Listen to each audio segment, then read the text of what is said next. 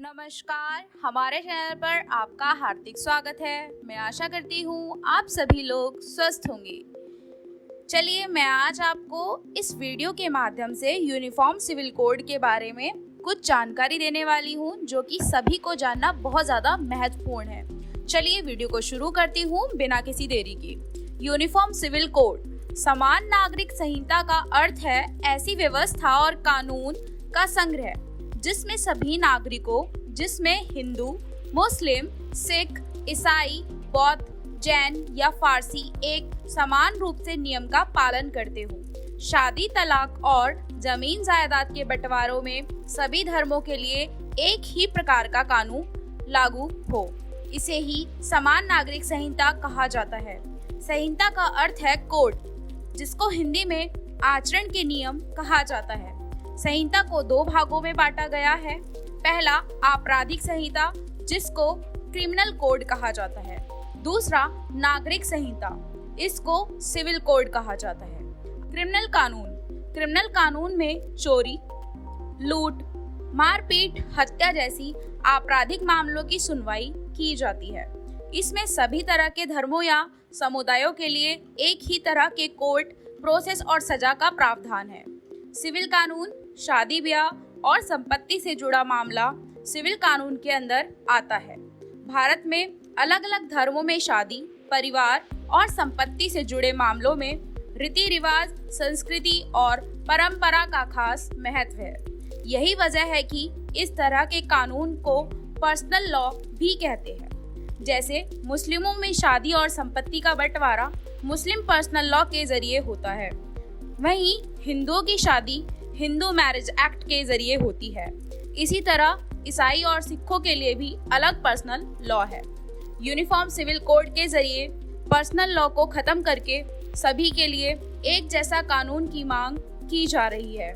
यानी भारत में रहने वाले हर नागरिक के लिए निजी मामलों में भी एक समान कानून होगा, चाहे वह किसी भी धर्म या जाति का क्यों ना हो।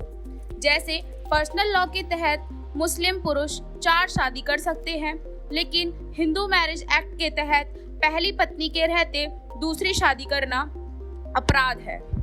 इसके लिए एक कानून बन जाएगा जिसे दोनों धर्मों के लोगों को मानना पड़ेगा। समान नागरिक संहिता का मतलब हर धर्म के पर्सनल लॉ में एक रूपता लाना है। फिलहाल देश में अलग अलग मजहबों के लिए अलग अलग पर्सनल लॉ है। यूनिफॉर्म सिविल कोड लागू होने से हर धर्म के लिए एक जैसा कानून आ जाएगा। इसके तहत हर धर्म के कानून में सुधार और एक रूपता लाने पर काम होगा। यूनियन सिविल कोड का अर्थ एक निष्पक्ष कानून होगा, जिसका किसी धर्म से कोई ताल्लुक नहीं होगा। यह सबके लिए समान होगा। संविधान में यूनिफॉर्म सिविल कोड को लागू करना आर्टिकल 44 के तहत राज्य की जिम्मेदारी बताया गया है, लेकिन ये आज तक देश में लागू नहीं हो पाया। इसे लेकर एक बड़ी बहस चलती रही है।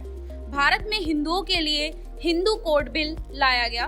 देश में इसके विरोध के बाद इस बिल को 4 हिस्सों में बांट दिया गया था। तत्कालीन प्रधानमंत्री जवाहरलाल नेहरू ने इसे Hindu marriage act, Hindu succession act, Hindu adoption act, maintenance act और Hindu minority and guardianship act में बांट दिया गया। इस कानून में महिलाओं को सीधे तौर पर सशक्त बनाया। इसके तहत महिलाओं को पैतृक और पति की संपत्ति में अधिकार मिलता है। इसके अलावा अलग अलग जातियों के लोगों को एक दूसरे से शादी करने का अधिकार है, लेकिन कोई व्यक्ति एक शादी के रहते दूसरी शादी नहीं कर सकता है। मुस्लिम पर्सनल शरीयत एप्लीकेशन एक्ट 1937 में कहा गया है कि शरीयत या इस्लामी कानून के तहत शादी, तलाक और भरण पोषण लागू होगा, लेकिन अगर यूसीसी आता है तो शरीयत कानून के तहत तय विवाह की न्यूनतम उम्र बदल जाएगी और एक से ज्यादा शादी करने वाली प्रथाएं खत्म हो जाएंगी। आदिवासी समाज परंपराएं प्रथाओं के आधार पर चलता है। ऐसे में यूसीसी आने से उनके सभी प्रथागत कानून खत्म हो जाएंगे। सीएनटी यानी कि Chota Nagpur tenancy act, Santhal Pargana tenancy act, SP act, PESA act के तहत आदिवासियों को झारखंड में जमीन को लेकर विशेष अधिकार है। यूसीसी के लागू होने से ये अधिकार खत्म हो जाएंगे। यूसीसी के लागू होने से पूरे देश में विवाह, तलाक, विभाजन, गोद लेने, विरासत और उत्तराधिकार एक समान हो जाएगा। ऐसे में महिलाओं को संपत्ति का समान अधिकार मिल जाएगा। ऐसे में अगर कोई गैर आदिवासी एक आदिवासी महिला से शादी करता है तो उसकी अगली पीढ़ी की महिला को जमीन का अधिकार मिलेगा। यूनिफॉर्म सिविल कोड सभी तरह के धर्म संबंधित पर्सनल लॉ को समाप्त करता है। हालांकि इस कोड का भारतीय संविधान के मौलिक अधिकार या सेक्युलरिज्म से एक बड़ी भूमिका होने के बावजूद भी यह सन 1985 में शाहबानो केस के साथ विवादों के घेरे में आ गया। यूनिफॉर्म सिविल कोड की वजह से मुस्लिम पर्सनल लॉ पर आज तक डिबेट हो रहे हैं, किंतु यह एक ऐसा कानून है जो किसी देश में रहने वाले सभी धर्म और जातिगत संबंधित कानूनों से ऊपर है। भारतीय संविधान में भी इसका जिक्र किया गया है। इसका वर्णन संविधान के 44वें आर्टिकल में आता है, जिसमें इसका जिक्र करते हुए लिखा है कि सरकार इस बात का प्रयत्न करेगी कि देश भर में समान नागरिकता के लिए सरकार यूनिफॉर्म सिविल कोड लाने की कोशिश करेगी।